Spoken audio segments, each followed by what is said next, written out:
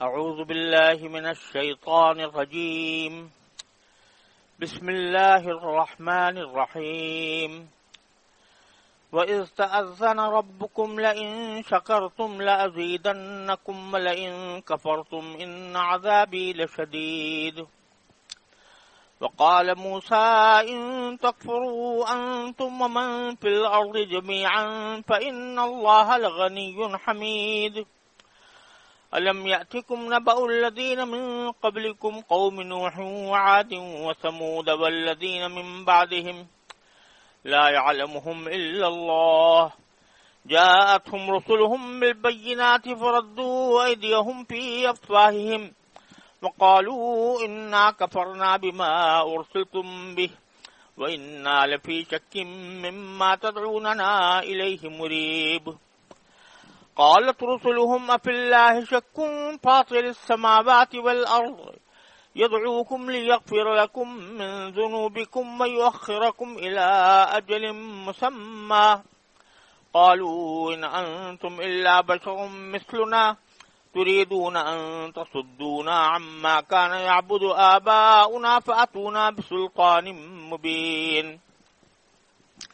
قالت لهم رسلهم إن نحن إلا بشر مثلكم ولكن الله يمن على من يشاء من عباده وما كان لنا أن نأتيكم بسلطان إلا بإذن الله وعلى الله فليتوكل المؤمنون.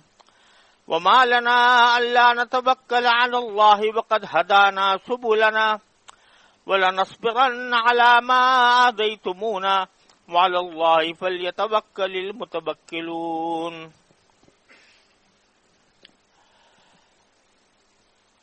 یہ سورہ ابراہیم کے دوسرے رکوع کی آیات ہیں جو میں نے آپ کے سامنے ابھی پڑھی. ان کا ترجمہ یہ ہے کہ اور وہ وقت بھی یاد کرو جب تمہارے پروردگار نے اعلان فرما دیا تھا کہ اگر تم نے واقعی شکر ادا کیا تو میں تمہیں اور زیادہ دوں گا، اور اگر تم نے ناشکری کی تو یقین جانو میرا عذاب بڑا سخت ہے. اور موسیٰ نے کہا تھا کہ اگر تم اور زمین پر بسنے والے تمام لوگ بھی ناشکری کریں تو اللہ کا کوئی نقصان نہیں، کیونکہ اللہ بڑا بے نیاز ہے، بذات خود قابل تعریف. اے کفار مکہ، کیا تمہیں ان لوگوں کی خبر نہیں پہنچی جو تم سے پہلے گزر چکے ہیں، قوم نوح، عاد، سمود اور ان کے بعد آنے والی قومیں جنہیں اللہ کے سوا کوئی نہیں جانتا.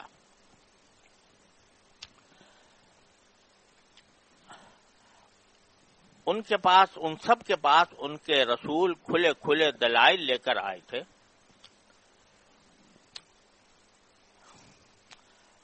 تو انہوں نے ان کے منہ پر اپنے ہاتھ رکھ دیے اور کہا کہ جو پیغام تمہیں دے کر بھیجا گیا ہے ہم اس کو ماننے سے انکار کرتے ہیں، اور جس بات کی تم ہمیں دعوت دے رہے ہو اس کے بارے میں ہمیں بڑا بھاری شک ہے. ان کے پیغمبروں نے ان سے کہا کیا اللہ کے بارے میں شک ہے جو سارے آسمانوں اور زمین کا خالق ہے؟ وہ تمہیں بلا رہا ہے کہ تمہاری خاطر تمہارے گناہ معاف کر دے اور تمہیں ایک مقررہ مدت تک مہلت دے.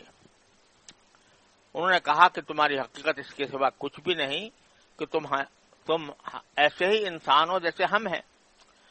تم یہ چاہتے ہو کہ ہمارے باپ دادا جن کی عبادت کرتے آئے ہیں ان سے ہمیں روک دو، لہذا کوئی صاف صاف معجزہ لا کر دکھاؤ. ان سے ان کے پیغمبروں نے کہا ہم باقی تمہارے ہی جیسے انسان ہیں، لیکن اللہ اپنے بندوں میں سے جس پر چاہتا ہے خصوصی احسان فرما دیتا ہے، اور یہ بات ہمارے اختیار میں نہیں ہے کہ ہم اللہ کے حکم کے بغیر تمہیں کوئی معجزہ لا دکھائیں، اور مومنوں کو صرف اللہ پر بھروسہ رکھنا چاہیے. اور آخر ہم کیوں اللہ پر بھروسہ نہ رکھیں جبکہ اس نے ہمیں ان راستوں کی ہدایت دے دی ہے جن پر ہمیں چلنا ہے، اور تم نے ہمیں جو تکلیفیں پہنچائی ہیں ان پر ہم یقیناً صبر کریں گے، اور جن لوگوں کو بھروسہ رکھنا ہو انہیں اللہ ہی پر بھروسہ رکھنا چاہیے۔ ان آیات سے پہلے جو آخری آیت تھی اس میں اللہ تبارک و تعالی نے حضرت موسیٰ علیہ السلام کی بات ذکر کی تھی کہ انہوں نے اپنی قوم کو یاد دلایا تھا کہ دیکھو تمہارے اوپر اللہ تعالیٰ کا کتنا بڑا احسان ہے کہ اس نے تمہیں فرعون سے نجات دی، وہ تمہارے مردوں کو قتل کر دیتا تھا اور تمہاری عورتوں کو زندہ رکھتا تھا، اور کس قدر مصیبت میں تمہارے دن گزر رہے تھے، لیکن اللہ تبارک و تعالی نے تم کو نجات دی۔ اور نجات دینے کے ساتھ حضرت موسیٰ علیہ السلام ہی کا مقولہ چل رہا ہے کہ ایک طرف تو تمہیں قرآن کریم فرعون کے مظالم سے نجات عطا فرمائی، اور دوسری طرف وہ وقت بھی یاد کرو جبکہ تمہارے پروردگار نے صاف صاف اعلان کر دیا تھا تمہارے سامنے، اذ تأذن ربکم، جبکہ تمہارے پروردگار نے کھل کر یہ اعلان کر دیا تھا۔ تأذنا کا لفظ عربی زبان کے لحاظ سے اصل میں اعلان کے لیے آذنا آتا ہے۔ آذن یوزن ایذانن کے معنی ہوتے ہیں اعلان کرنا، لیکن اس کو آذنا کے بجائے یہاں پر تأذنا باب تفاعل سے اللہ تبارک و تعالی نے استعمال کیا ہے۔ عربی زبان کے لحاظ سے اس میں مزید مبالغہ پیدا ہو جاتا ہے، یعنی کھلا کھلا اعلان کر دیا تھا۔ کیا اعلان کر دیا تھا کہ لئن شکرتم لأزیدنکم، اگر تم نے باقی شکر ادا کیا تو میں تمہیں اور زیادہ دوں گا، اور ولئن کفرتم، اور اگر تم نے ناشکری کی فإن عذابی لشدید، تو یاد رکھو کہ میرا عذاب بہت سخت ہے۔ یہ بڑے جامع جملے ہیں جو اس اعلان میں اللہ تبارک و تعالی نے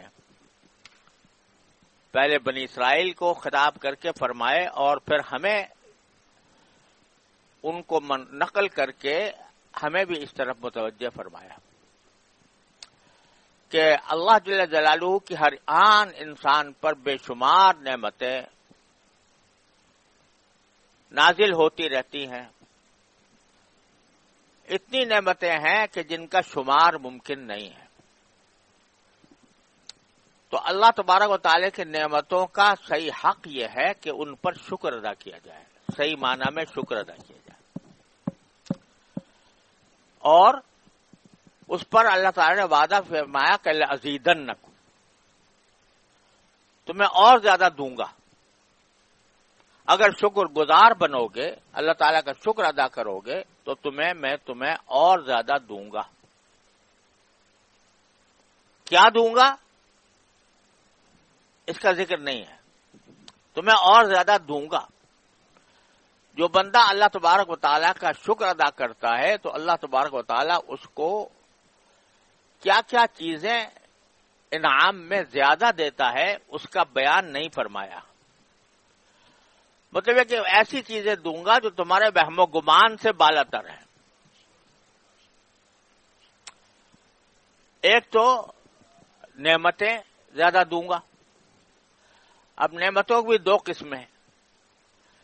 ایک نعمت کی قسم یہ ہے کہ جو ظاہری نعمتیں ہیں یا جن پر انسان شکر ادا کر رہا ہے وہ اسے اور زیادہ ملے۔ اللہ تعالی نے رزق دیا، بندے نے رزق پر شکر ادا کیا، اللہ تعالیٰ اور رزق دے۔ اللہ تعالیٰ نے صحت عطا فرمائی، بندے نے اس پر شکر ادا کیا، اللہ تعالیٰ مزید صحت عطا فرمائے۔ اور اسی طریقے سے اگر بندے کو علم حاصل ہوا، کسی بات کا علم حاصل ہوا، علم کی نعمت حاصل ہوئی، بندے نے اس نعمت پر، علم کی نعمت پر شکر ادا کیا تو میں تمہیں اور علم سے نوازوں گا، مزید علم عطا کروں گا۔ تو ظاہری نعمتیں یہ جن کے اوپر تم شکر ادا کر رہے ہو وہ تمہیں اور زیادہ ملیں گی۔ ایک تو اس کے معنی یہ ہیں جو ظاہری طور پر سمجھ میں آ رہے ہیں، لیکن قرآن نے چونکہ یہ نہیں کہا کہ جس نعمت کا تم نے شکر ادا کیا وہ نعمت تمہیں دوں گا اور زیادہ دوں گا، یہ نہیں فرمایا، اور دوں گا تمہیں، کیا دوں گا اس کی تفصیل نہیں بیان فرمائی۔ لہذا جو حضرات اہل دل ہیں وہ یہ فرماتے ہیں کہ اس میں ظاہری نعمتوں کے علاوہ انسان کی روحانی نعمتوں کا بھی ذکر ہے، یعنی جب تم شکر گزار بنو گے، اللہ تبارک و تعالیٰ کا شکر کثرت سے ادا کرو گے تو تمہیں روحانی ترقیات اور زیادہ ملیں گی۔ جتنا شکر ادا کرتے جاؤ گے اتنا ہی اللہ تبارک و تعالیٰ روحانی طور پر تمہیں ترقی کی منازل تم سے طے کراتا رہے گا۔ یہ شکر ایسی عجیب نعمت ہے، عجیب عمل ہے کہ جس کے ذریعے انسان بہت تیزی سے روحانی منازل طے کرتا ہے اور کہیں سے کہیں پہنچ جاتا ہے۔ کسی کو پتہ بھی نہیں ہوتا کہ اس نے کوئی عبادت کی۔ اگر فرض کرو کسی شخص کو کھانا اچھا لگا اور اس نے دل ہی دل میں شکر ادا کر لیا، یا اللہ آپ نے مجھے اتنا اچھا کھانا عطا فرمایا، تو کسی کو تو پتہ نہیں کہ دل میں کیا کہہ دیا، لیکن وہ شکر ایک عبادت بن گیا جو خالص بندے اور اس کے اللہ کے درمیان ہے۔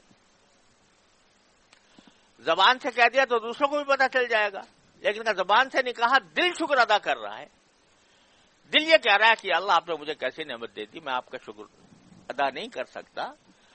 تو یہ اندر ہی اندر بندے اور اس کے معبود کے درمیان ایک ایسا رابطہ، ایک ایسا تعلق، ایسا قرب حاصل ہو گیا کہ جس کا کسی کو دوسرے کو پتہ بھی نہیں۔ میان عاشق و معشوق رمزیس، کرامن کاتبین را ہم خبر نیس۔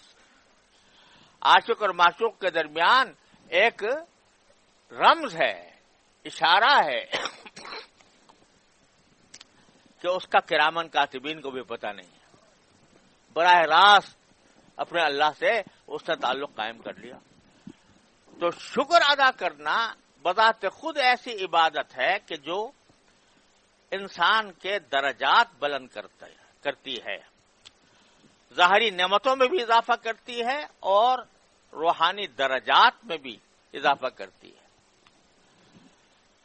اور یہ ایسی نعمت ہے، روحانی درجات میں جو ترقی ہوتی ہے اس میں سب سے پہلا جو انعام باری تعالیٰ بندے کو عطا فرماتے ہیں وہ یہ ہے کہ شکر کے نتیجے میں انسان کے دل میں اگر کوئی تکبر کے جراثیم ہیں تو وہ جراثیم شکر سے مارے جاتے ہیں۔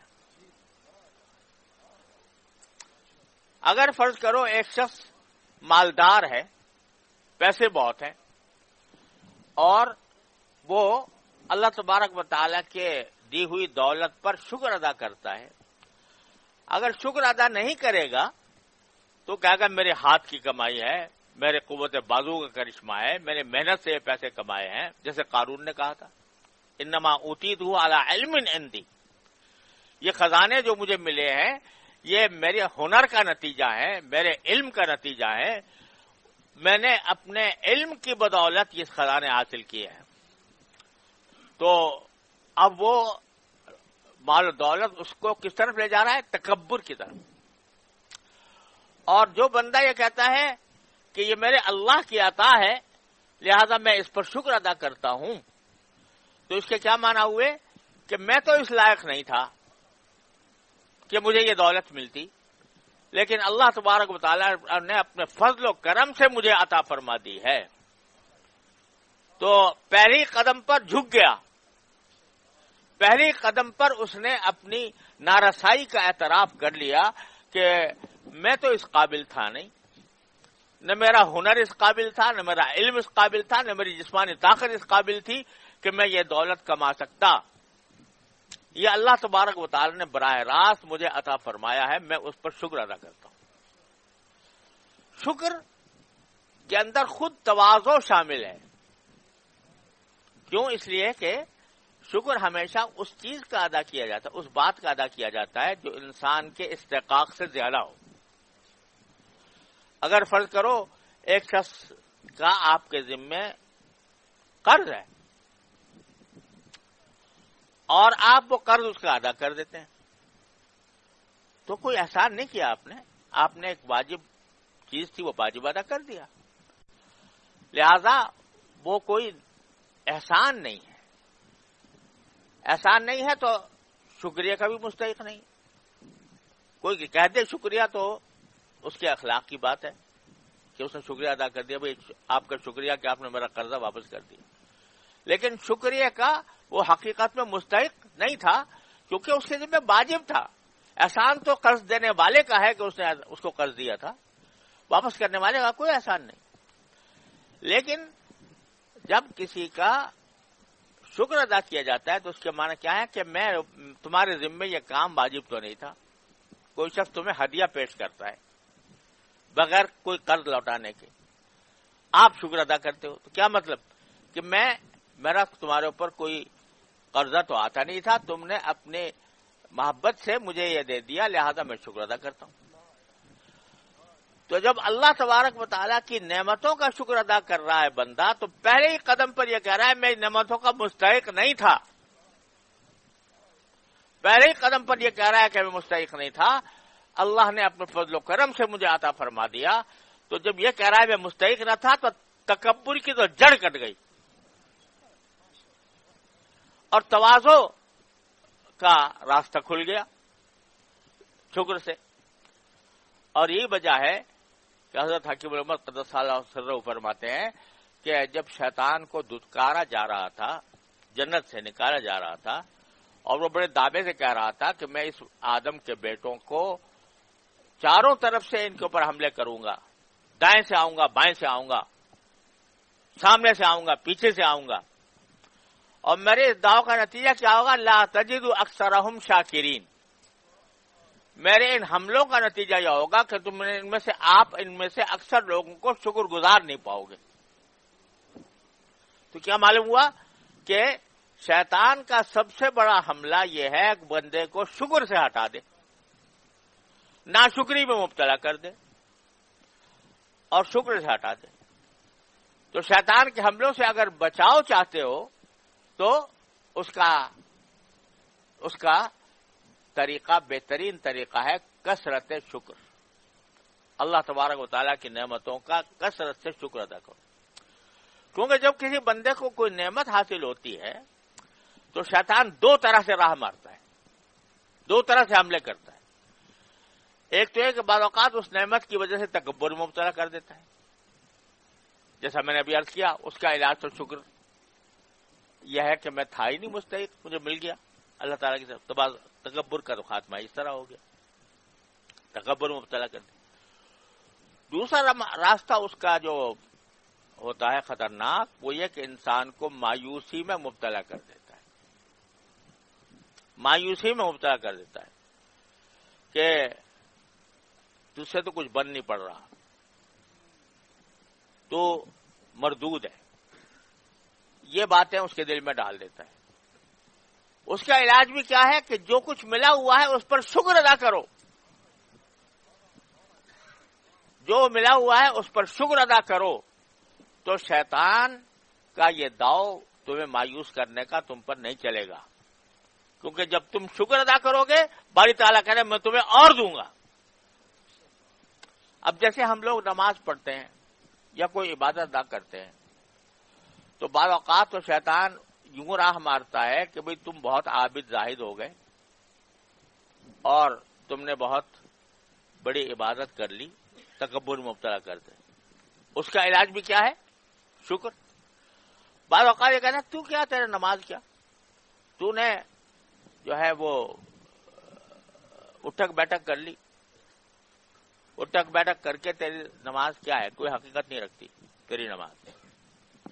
تو اس کو مایوسی مبتلا کرتا ہے. آدمی سوچتا ہے میں خوشبو پیدا کروں گا، خوشبو ہو نہیں رہا، ہر وقت دل میں ادھر ادھر کے خیالات آ رہے ہیں، ہر وقت اس کے دنیا بھر کے خیالات اس کے دل میں جمع ہیں. تو وہ یہ سوچتا ہے کہ میری تو زندگی میں کبھی اصلاح ہوگی نہیں، ساری کوشش کر دیکھ لی لیکن یہ خیالات ختم نہیں ہوتے، تو اس کو مایوس کرتا ہے کہ تیری نجات کا کوئی راستہ نہیں ہے، تو بالکل ہی مردود پیدا ہوا ہے، مردود ہی مرے گا، کیونکہ تو نے کبھی اللہ کے عبادت کرتے ہوئے کبھی دل میں تیرے اللہ تعالی کی عبدیت کا، اس کی سلطنت کا تجھے خیال نہیں آتا، دنیا بھر کے خیالات تیرے دل میں گھومتے رہتے ہیں، تو اس قابل نہیں ہے۔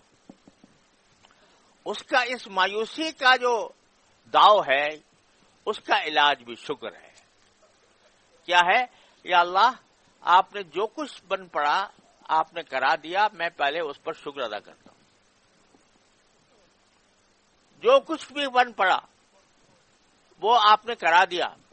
بہت سے ہیں جو اس سے بھی معروم ہیں، بہت سے وہ ہیں کہ جن کو یہ ظاہری والعیاذ باللہ یہ ظاہری الفعال نماز کے یہ بھی ان سے ادا نہیں ہوتے، تو پہلے شکر ادا کر لو کہ یا اللہ آپ کا شکر ہے کہ مجھے ان لوگوں میں شامل نہیں کیا، آپ نے جو کچھ بھی عمل ہے وہ آپ نے مجھ سے کرا دیا، میں شکر ادا کرتا ہوں۔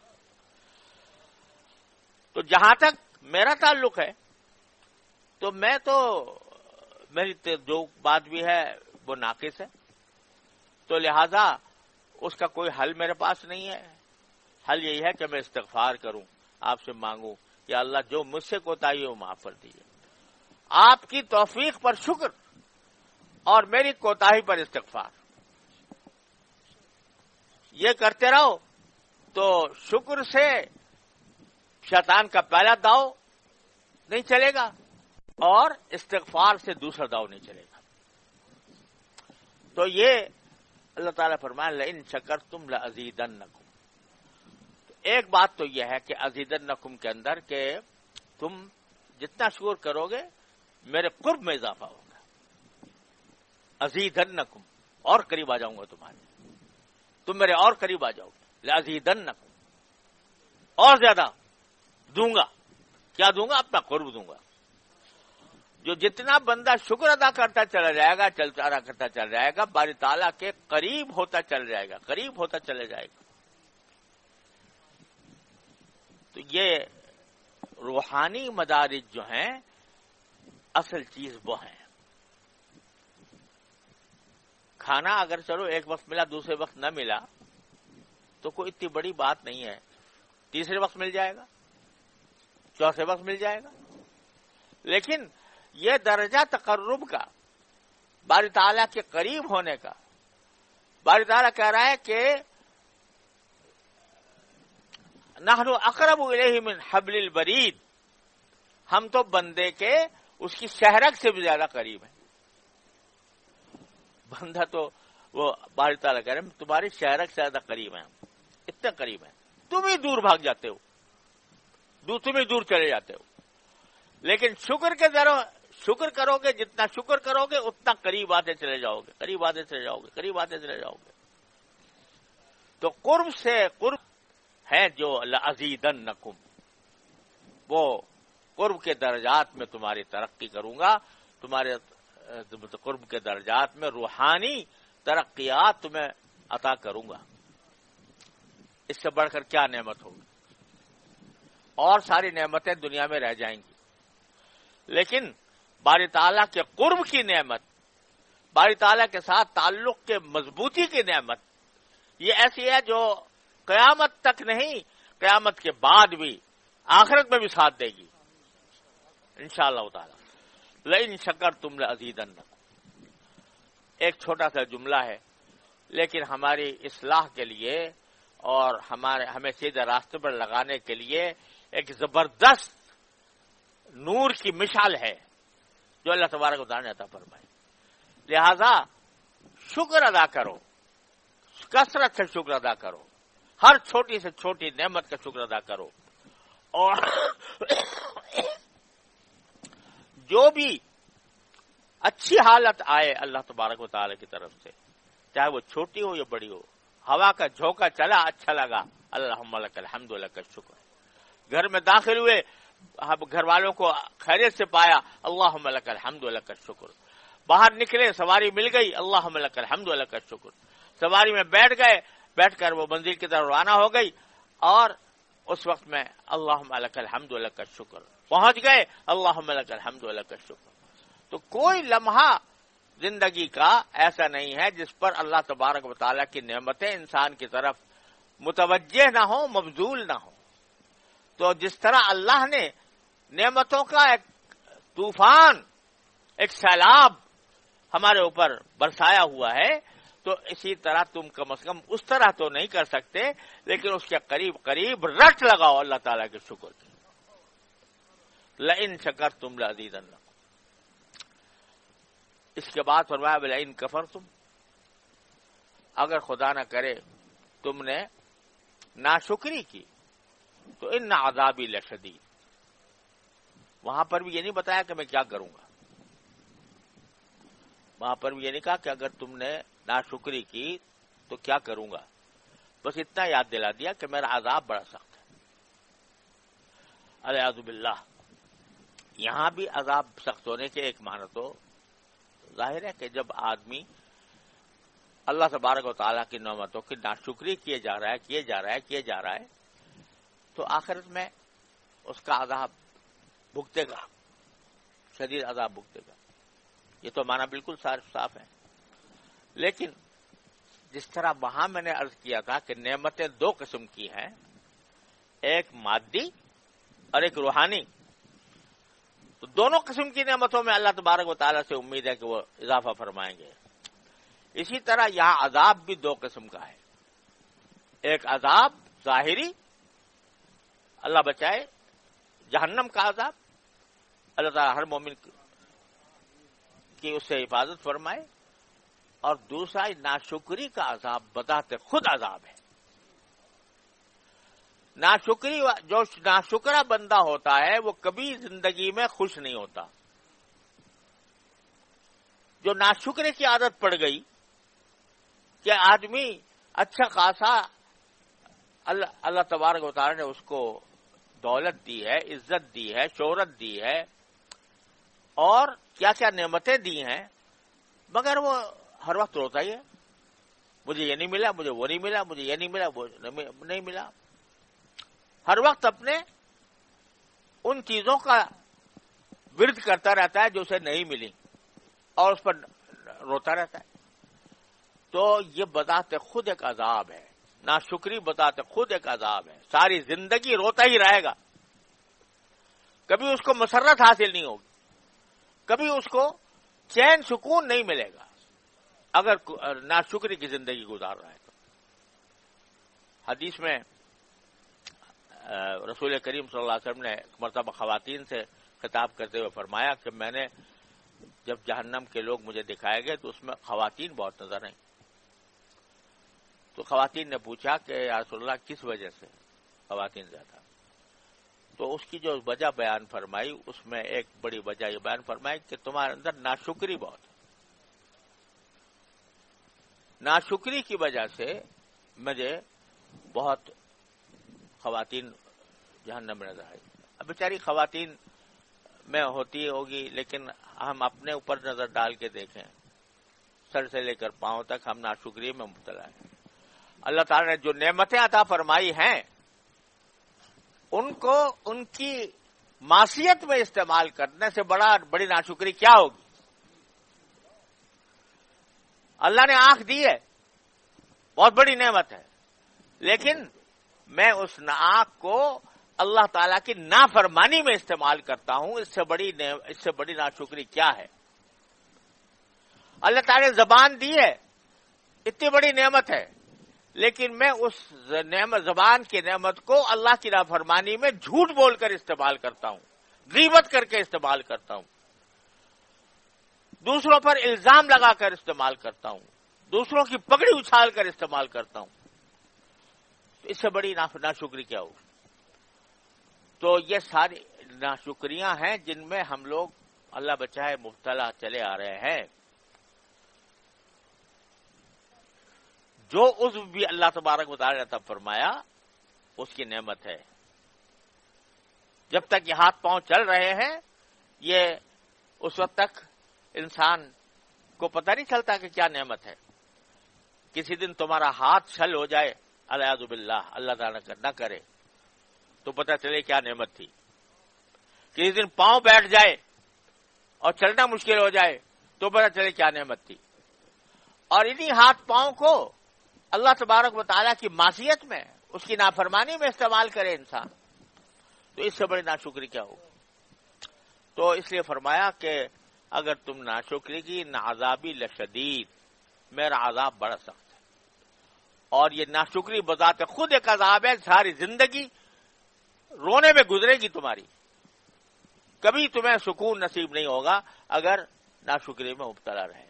کیوں؟ اس لیے کہ دنیا کی جو آسائشیں اور دنیا کی جو دولتیں ہیں نا، ان کی کوئی حد و نہایت، حرص کی کوئی حد و نہایت نہیں.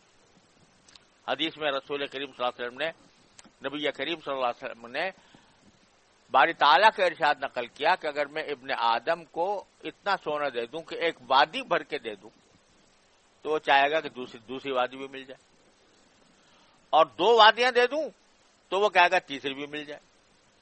اور بڑا عجیب جملہ فرمایا کہ لا یملأ جوف ابن آدم الا التراب، ابن آدم کا پیٹ سوائے مٹی کا کوئی اور چیز نہیں بھر سکتا.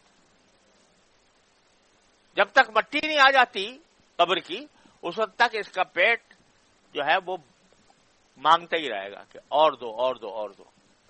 تو ناشکری والا اسی عذاب میں گرفتار رہتا ہے. اللہ تعالی ہم سب کی حفاظت فرمائے. تو سبق جو مل رہا ہے بھائی وہ یہ ہے کہ اللہ تعالیٰ کی جو نعمتیں ہیں ان کا دھیان کر کے اپنے دل کو عادت ڈالو کہ وہ ہر وقت اللہ تعالیٰ کے شکر میں مصروف رہے. یا اللہ آپ نے صحت عطا فرمائی، آپ کا شکر ہے. یا اللہ آپ نے رزق عطا فرمایا، آپ کا شکر ہے. یا اللہ آپ نے گھر والے عطا فرمائے، آپ کا شکر ہے. آپ نے اولاد عطا فرمائی، آپ کا شکر. یہ رٹ لگائے انسان تو پھر لأزیدنکم، تو تمہارے اندر اضافہ ہوگا ظاہری نعمتوں کا بھی اور باطنی روحانی نعمتوں کا بھی. اللہ تعالی ہم سب کو اس کی توفیق عطا فرمائے. اب آگے حضرت موسیٰ علیہ السلام نے ساتھ میں ایک تو یہ فرمایا کہ تمہارے رب نے یہ اعلان کیا ہے لہذا ناشکری سے بچو. اب سوال پیدا ہوا کہ بھئی ناشکری سے کیوں اللہ میاں کیوں ناشکری کو ناپسند کرتے ہیں؟ کیا ان کو مزہ آتا ہے کوئی شکر؟ اگر بندہ کو شکر ادا کرے تو اللہ تبارک و تعالیٰ کو کیا کوئی لطف آتا ہے؟ تو حضرت موسیٰ علیہ السلام نے اس کا جواب دیا وقال موسیٰ علیہ السلام نے فرمایا ان تکفروا انتم ومن فی الارض جمیعا، اگر تم ناشکری کرو اور تم ہی نہیں زمین میں جتنے لوگ ہیں وہ سب ناشکری پر آ جائیں فإن اللہ لغنی حمید، تو یاد رکھو کہ اللہ تبارک و تعالیٰ بے نیاز ہے، بذات خود قابل تعریف. غنی ہے، بے نیاز ہے، تمہارے شکر کی اس کو حاجت نہیں ہے. تم سے جو شکر کرنے کو کہہ رہا ہے تمہارے فائدے کے لیے کہہ رہا ہے، ورنہ اس کو تمہارے شکر کی حاجت نہیں، نہ اس کو تمہارے شکر کرنے سے کوئی لطف آتا ہے، نہ اس کے عظمت و جلال اور کبریائی میں کوئی اضافہ ہوتا ہے تمہارے شکر کرنے سے. وہ غنی ہے، بے نیاز ہے تمہارے شکر سے. اور حمید ہے، حمید کے معنی ہے بذات خود قابل تعریف، یعنی تمہاری تعریف کی ضرورت نہیں، اس کو تمہاری حمد کی ضرورت نہیں ہے. تم حمد کرو یا نہ کرو وہ تو ہے ہی حمید، یعنی وہ بذات خود قابل تعریف ہے. تمہارے شکر ادا کرنے اور حمد کرنے کی اس کو کوئی حاجت نہیں. اس کے محمود ہونے میں، قابل تعریف ہونے میں تمہارے شکر ادا کرنے سے نہ کوئی اضافہ ہوتا ہے، نہ تمہاری ناشکری سے اس میں کوئی کمی آتی ہے. وہ بذات خود حمید ہے کہ وہ بذات خود قابل تعریف. آگے پھر خطاب ہے خود مشرکین مکہ سے. یہ ساری باتیں تو حضرت موسیٰ علیہ السلام کے حوالے سے بیان کی گئی تھی. اب آگے خود مشرکین مکہ سے خطاب ہے کہ تم یہ سب باتیں سن رہے ہو. الم یاتکم نبأ الذین من قبلکم، کیا تمہارے پاس ان لوگوں کی خبر نہیں پہنچی جو تم سے پہلے گزر گئے؟ وہ کون ہے؟ قوم نوح و عاد و ثمود، نوح علیہ السلام کی قوم اور قوم عاد اور قوم ثمود، جن کی تفصیل پیچھے سورہ اعراف میں گزر چکی ہے اور سورہ ہود میں۔ والذین من بعدہم، اور ان لوگوں کی خبر جو ان کے بعد گزرے ہیں، نوح علیہ السلام کے بعد، عاد کے بعد، ثمود کے بعد، لا یعلمہم الا اللہ، ان کا علم نہیں ہے کسی کو سوائے اللہ کے۔ یعنی بتا دیا کہ یہ وہ قومیں ہیں جن کا ہم نے نام لیا کہ جن کو تو تم جانتے ہو، اور اس لیے جانتے ہو کہ ہم نے تمہیں بتا دیا ہے۔ نوح علیہ السلام کی قوم کے ساتھ یہ ہوا تھا، عاد کے ساتھ یہ ہوا تھا، ثمود کے ساتھ یہ ہوا تھا، لیکن ان کے بعد بھی ایسی لوگ آئے، ایسی قومیں گزری ہیں جن کو سوائے اللہ کے کوئی نہیں جانتا، سوائے اللہ کے کوئی نہیں جانتا۔ اس سے پتہ چلا کہ جو معروف انبیاء کرام علیہم الصلوۃ والسلام اور ان کے اقوام ہیں، ان کے علاوہ بھی پتہ نہیں کتنے لوگ ہیں اور کتنی قومیں ہیں جن کے پاس پیغمبر بھی آئے، آگے اللہ تعالیٰ فرما رہے ہیں، اور ان سب کا بھی حشر ایسا ہوا جیسے عاد و ثمود وغیرہ کا ہوا تھا۔ یہ جو فرما دیا کہ ان کو سوائے اللہ کے کوئی نہیں جانتا، اس کے معنی یہ ہے کہ بہت سی قومیں ایسی ہیں جن کی تاریخ کا کسی کو علم نہیں۔ اسی وجہ سے مفسرین نے یہ فرمایا، بعض مفسرین نے، خاص طور پر امام راضی رحمۃ اللہ علیہ فرماتے ہیں کہ یہ جو لوگوں میں نسب نامے مشہور ہیں کہ ہم سے لے کر آدم علیہ السلام تک کا نسب نامہ پڑھ لیتے ہیں لوگ، خود رسول کریم صلی اللہ علیہ وسلم کا نسب نامہ پہنچا دیتے ہیں آدم علیہ السلام تک، تو وہ فرماتے ہیں کہ اس آیت سے ان کی تغلید ہوتی ہے، تردید ہوتی ہے، کیونکہ اگر آدم علیہ السلام تک پورا نسب نامہ محفوظ ہے تو اس کے معنی یہ کہ سارے جتنے بھی بیچ میں آئے آدم علیہ السلام کے بعد اور یا قوم نوح، قوم عاد اور قوم ثمود کے بعد، وہ سب تاریخ نے محفوظ کر لیے۔ اللہ تعالیٰ کہہ رہا ہے کوئی نہیں جانتا ان کو سوائے اللہ کے، لہذا یہ نسب نامے جو ہیں یہ ان کا کوئی استناد نہیں ہے۔ اور یہ بھی بعض حضرات نے فرمایا، خود رسول کریم سرور دو عالم صلی اللہ علیہ وسلم نے حالانکہ یہ فرمایا ہے کہ تعلموا من انسابکم ما تصلون به ارحامکم، کہ تم اپنے نسب اتنے ضرور اپنے علم میں لایا کرو کہ جس کے ذریعے تم لوگوں کے ساتھ صلہ رحمی کر سکو، لیکن سرکار دو عالم صلی اللہ علیہ وسلم نے اپنا نسب جو خود بیان فرمایا وہ معد ابن عدنان سے آگے نہیں بڑھا۔ اس کے بعد حضرت ابراہیم علیہ السلام تک، حضرت ابراہیم سے نوح علیہ السلام تک، نوح علیہ السلام سے شیس علیہ السلام تک، شیس علیہ السلام سے آدم علیہ السلام تک کے نسب نامے کسی کے علم میں نہیں، لا یعلمہم الا اللہ، لہذا ان نسب ناموں پر کوئی بھروسہ نہیں کیا جا سکتا۔ خود اللہ تعالیٰ فرماتا ہے کہ جو اس کے بعد آئے ہیں، عاد و ثمود کے بعد آئے، اور ان کو اللہ کے سوا کوئی نہیں جانتا، تو اگر نسب نامہ محفوظ ہے تو پھر مطلب یہ کہ جانتے ہیں سب، تو معلوم ہوا کہ نسب نامے جو ہیں یہ کوئی قابل اعتماد نہیں ہے۔ نہ یہ بات قابل اعتماد ہے کہ آدم علیہ السلام سے لے کر آج تک کتنا سال گزرے ہیں، یہ بات لوگ یہ جو بتاتے ہیں ابراہیم علیہ السلام کو 5000 سال ہو گئے اور فلاں کو 10,000 سال ہو گئے، یہ کوئی بھی بات یقین سے نہیں کہی جا سکتی، اللہ کے سوا کسی کو پتہ نہیں کتنا آدم علیہ السلام جب پیدا ہوئے تھے اس وقت سے لے کر آج تک کتنی مدت گزری ہے، کتنا زمانہ گزرا ہے، کوئی شخص یقینی طور پر نہیں بتا سکتا۔ لا یعلمہم الا اللہ۔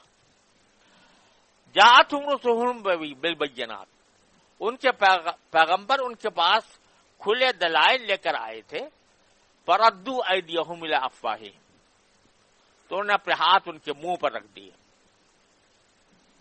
کہ ہم نہیں سننا چاہتے تمہاری بات۔ وقالو، اور یہ کہا کہ انا کفرنا بما ارسلتم بہ، تمہیں جو بات لے کر بھیجا گیا ہے ہم اس کا انکار کر دیا ہم نے، وَإِنَّا لَفِي شَكٍّ مِّمَّا تَدْعُونَا إِلَيْهِ مُرِيبٍ، اور تم جس بات کی ہمیں دعوت دے رہے ہو اس کے بارے میں ہمیں بڑا بھاری شک ہے. یعنی ان کو بولنے ہی نہیں دیا, ان کو دلائل کے ذریعے سمجھانے کا موقع ہی نہیں دیا اور کہہ دیا ہم نہیں سنتے تمہاری بات کیونکہ تمہاری بات میں ہمیں بہت شک ہے. قالت رسلهم, تو جو پیغمبر ان کے پاس بھیجے گئے تھے انہوں نے کہا کہ افی اللہ شک, کیا اللہ کے بارے میں تمہیں شک ہے؟ فاطر السماوات والارض, جو سارے آسمان اور زمین کا پیدا کرنے والا ہے,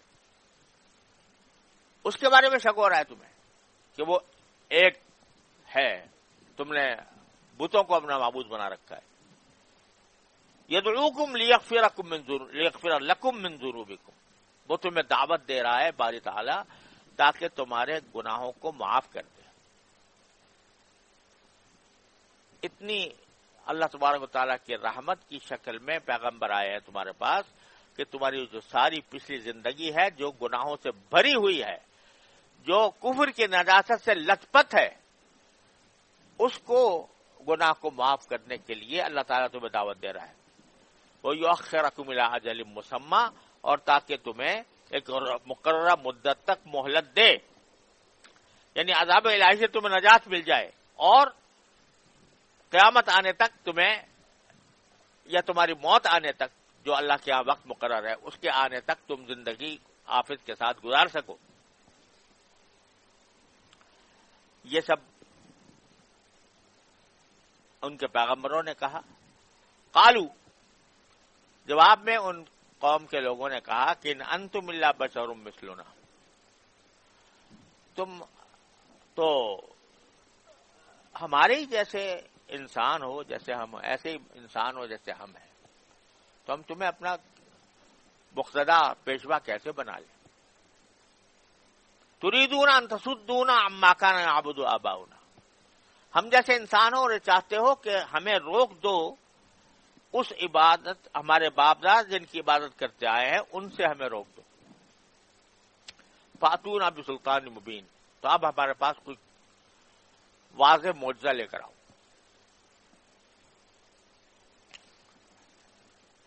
قالت لهم رسلهم, جواب میں ان کے پیغمبروں نے کہا ان نحن الا بشر مثلکم, اس میں کوئی شک نہیں کہ ہم ایسے ہی بشر ہیں جیسے تم ہو.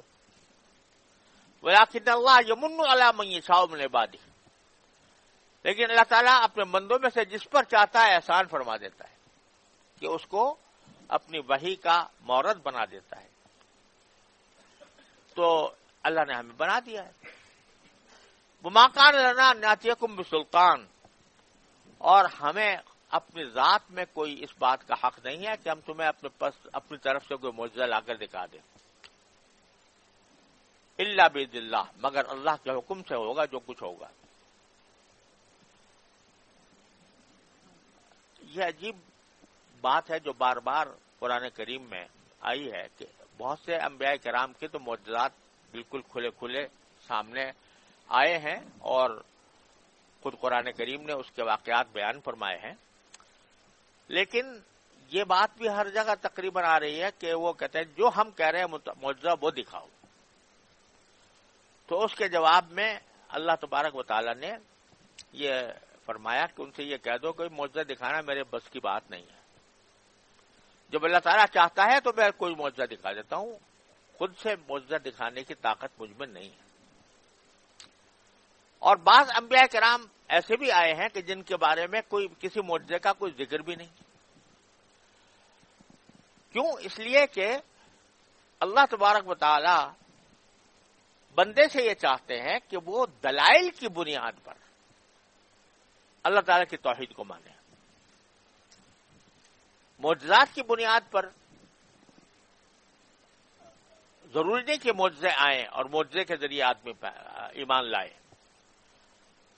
کیوں؟ اس لیے کہ اصل چیز جو ہوتی ہے وہ پیغمبر کی صداقت ہوتی ہے. جو پیغمبر آتے ہیں وہ ان کی زندگی, ستھری زندگی, ایک کھلی کتاب کی طرح لوگوں کے سامنے ہوتی ہے. وہ بذات خود ان کی زندگی ایک معجزہ ہوتی ہے کہ ایسی ستھری زندگی, ایسی صاف زندگی, ایسے صاف اخلاق و کردار کسی اور کے نہیں ہوتے. وہ جو کس نے کبھی زندگی میں جھوٹ نہیں بولا وہ کہہ رہا ہے کہ مجھے اللہ نے بھیجا ہے، تو یہ بذات خود ایک دلیل ہے اس کے لیے. اس دلیل کے اوپر کسی مزید دلیل کی ضرورت نہیں ہے کہ ہر جگہ تم معجزے کا مطالبہ کرو اور تمہاری خواہش کے مطابق معجزات دکھائے جائیں. تو معلوم ہوا کہ یہ خباری کا عادت جس کو کہتے ہیں نا، عادت کے خلاف چیزیں ظاہر ہونا، یہ اگر نبی کی طرف سے ہوتا ہے تو معجزہ کہلاتا ہے، اور اگر کسی ولی کی طرف سے ہوتا ہے تو کرامت کہلاتا ہے. تو یہ بتایا جا رہا ہے کہ کسی کی بزرگی یا کسی کا اللہ تبارک و تعالیٰ کے ہاں تقرب، اس کا دار و مدار نہ معجزے پر ہے نہ کرامت پر ہے. جو پیغمبر کی زندگی بذات خود ایک معجزہ ہوتی ہے، اسی طرح کسی ولی کی جو زندگی ہے اتباع سنت کی زندگی، وہ بذات خود اس کی کرامت ہے. اس کو ہوا میں اڑنے اور پانی میں تیرنے کی ضرورت نہیں ہے اس کے لیے. لہذا جو لوگ یہ سمجھتے ہیں کہ بھائی کسی بزرگ کی ضرور کوئی نہ کوئی جب تک کرامت نہیں ہوگی اس تک وہ ولی اللہ نہیں ہوگا، اللہ کا ولی نہیں سمجھا جائے گا، یہ بھی ایک بہت زبردست مغالطہ ہے. یہ اللہ تبارک و تعالی کسی بزرگ کو اس لیے نہیں بھیجتے کہ وہ تمہیں تماشے دکھایا کرے. وہ اس کی ذات بتاتے خود، اس کے اوصاف، اس کے اعمال، اس کے کردار، اس کی سنت، اس کی صفات، وہ بتاتے خود معجزہ ہوتی ہیں. ان پر غور کرو گے حق پتہ چل جائے گا. لہذا نہ کسی نبی کے لیے ضروری ہے کہ کوئی معجزہ ضرور آئے، اور نہ کسی ولی کے لیے ضروری ہے کہ اس کی کوئی نہ کوئی کرامت ضرور ہو. کرامت یہ سب سے بڑی کرامت ہے کہ انسان اپنی زندگی وہ اتباع سنت کے ڈھانچے میں ڈھال کر گزار دے. تو فرمایا کہ ہم تمہارے پاس کوئی معجزہ نہیں لا سکتے مگر اللہ کے حکم سے. وعلی اللہ فلیتوکل المتوکلون مومنون، اور اللہ ہی پر مومنوں کو بھروسہ کرنا چاہیے. یعنی یہ تمہارے مطالبے کہ ہمیں دکھاؤ معجزہ، یہ تمہارے توکل کے خلاف ہے. اللہ پر بھروسہ اگر ہے تو تم دلائل سنو، ہماری زندگی دیکھو، ہم جو تعلیم تمہارے پاس لا رہے ہیں اس کا جائزہ لو. اس سے اگر تمہاری سمجھ میں آ رہا ہے کہ ہاں یہ بات صحیح کہہ رہے ہیں تو اس کو مان لو، اور پھر اللہ تبارک و تعالیٰ پر بھروسہ کرو کہ یہ جو تمہارے دل میں خیال آتا ہے کہ ہمارے باپ دادے کرتے چلے آئے تھے ہم اس کو کیسے چھوڑیں، اس کو چھوڑو اور اللہ پر بھروسہ کر کے اس دعوت کو قبول کرو.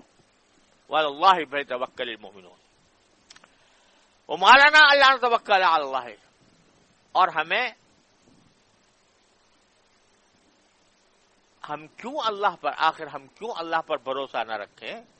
فقد ہدانا سبلنا، جبکہ اس نے ہمیں ہمارے راستوں کی ہدایت دے دی ہے، ہمیں حق واضح کر دیا ہمارے اوپر. تو اب ہمیں جب حق واضح ہو گیا تو اب اس حق کے اوپر چلنے میں کیا مشکلات ہیں، کیا مصیبتیں آئیں گی، کیا ہمارے ساتھ عداوتیں ہوں گی، کیا مخالفتیں ہوں گی، ان مخالفتوں اور عداوتوں کا فکر کرنے کے بجائے ہمیں اللہ پر ہی بھروسہ کرنا ہے، کیونکہ اس نے ہمیں راستے صحیح دکھا دیے ہیں. وَلَنَصْبِرَنَّ عَلَىٰ مَا آذَيْتُمُونَا، بھروسہ تو ہم نے اللہ پر کر لیا. تم ہمیں تکلیف پہنچاؤ گے، بے شک پہنچاتے رہو، ہم ضرور صبر کریں گے ان تکلیفوں پر جو تم ہمیں پہنچاؤ گے. کیونکہ ہمارے پاس حق کا راستہ کھل کر سامنے آ گیا تو اب ہمیں اسی حق پر چلنا ہے، چاہے اس کے راستے میں ہزار مصیبتیں آئیں، مشکلات آئیں، تم ہمیں تکلیفیں پہنچاؤ تو ہم ضرور صبر کریں گے اس کے اوپر. وعلی اللہ فلیتوکل المتوکلون، اور اللہ ہی پر بھروسہ کرنا چاہیے، بھروسہ کرنے والوں پر، بھروسہ کرنے والوں کو. اللہ کے سوا کوئی نہیں ہے جس کے اوپر بھروسہ کیا جا سکے. لہذا جب حق واضح ہو گیا تو اللہ پر بھروسہ کر کے اس حق کے راستے پر چل پڑو، اور راستے میں جو مشکلات نظر آ رہی ہیں یا تکلیفیں سمجھ میں آ رہی ہیں ان کا جب تصور آئے تو اللہ پر بھروسہ رکھو کہ اللہ نے ہمیں یہ راستہ دکھایا ہے، وہ ہمارے لیے ہمیں یا تو تکلیفیں دور کر دے گا یا ہمیں صبر کی توفیق عطا فرمائے گا، اور صبر کی جزا بے حساب اللہ تبارک و تعالیٰ عطا فرماتا ہے. تو اللہ ہی پر بھروسہ کرنا چاہیے، بھروسہ کرنے والوں پر، بھروسہ کرنے والوں کو. اب یہ توکل کی جو کا جو حکم دیا ہے اللہ تبارک و تعالیٰ نے، اس کی تھوڑی سی تفصیل ضروری ہے، لیکن اس وقت وقت ختم ہو گیا، اللہ نے زندگی دی تو اگلے درس میں انشاءاللہ عرض کریں۔